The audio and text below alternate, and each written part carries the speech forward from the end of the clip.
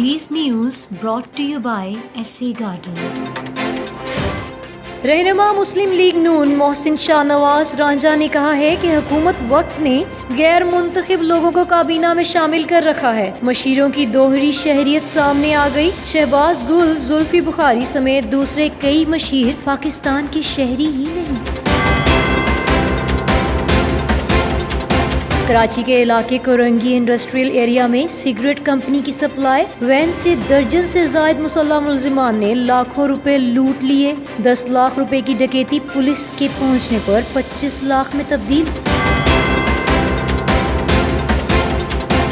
Narowal sports city case میں احسن اقبال کے خلاف کیس کا ریفرنس آج بھی دائر نہ ہو سکا۔ عدالت نے مزید سماعت 26 اگست تک ملتوی کر دی۔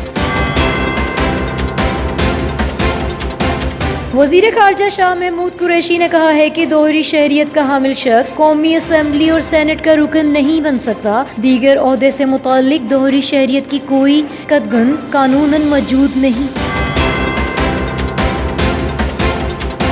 مسلم لیگ نون اور پیپلز پارٹی نے حکومت سے چھٹکارا پانے کے لیے سیاسی روابط تیز کرنے اور عید کے بعد APC بلانے پر اتفاق کر لیا۔ IMF پروگرام کے باعث عوامی مشکلات میں مزید اضافے کا امکان۔ بھارتی فوج نے LOC پر باغ سیکٹر میں آبادی کو نشانہ بنایا، جہاں بلا اشتعال فائرنگ کی گئی، جس کے نتیجے میں نوجوان شدید زخمی ہو گیا۔ کورونا وبا کے باعث ملک میں 4 ماہ کے تعطل کے بعد انسداد پولیو مہم دوبارہ شروع کر دی گئی۔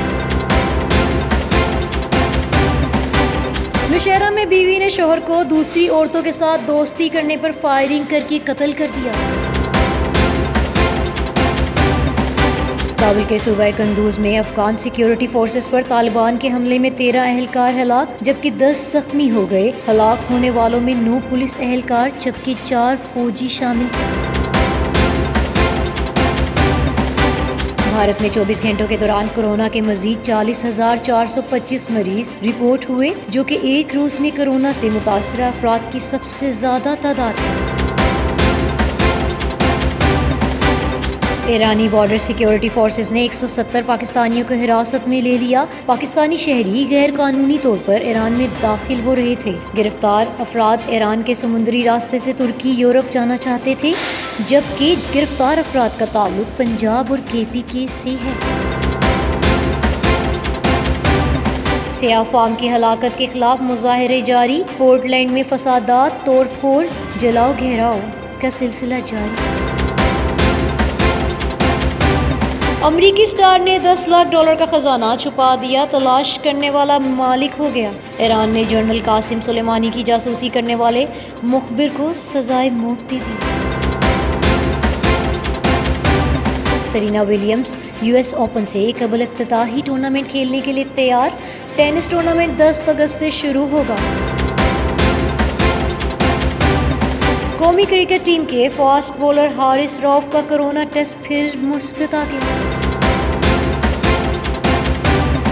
Daily currency exchange rate US dollar Pakistani پیسہ 167 روپے 15 پیسہ، یورو 188 روپے 5 پیسہ، برٹش پاؤنڈ 208 روپے، UAE درہم 45 روپے 5 پیسہ، سعودی ریال 44 روپے 5 پیسہ، کویتی دینار 519 روپے، کینیڈین ڈالر 121 روپے، آسٹریلین ڈالر 115 روپے، عمانی ریال 425 روپے 3 پیسہ۔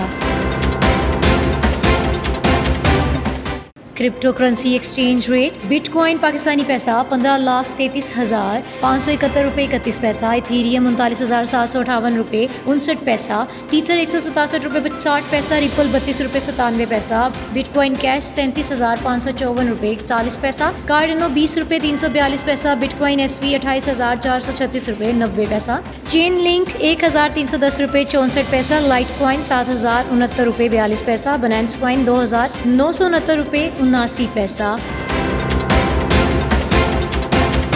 مزید خبروں سے اپڈیٹ رہنے کے لیے دیکھتے رہیے SC ٹائمز۔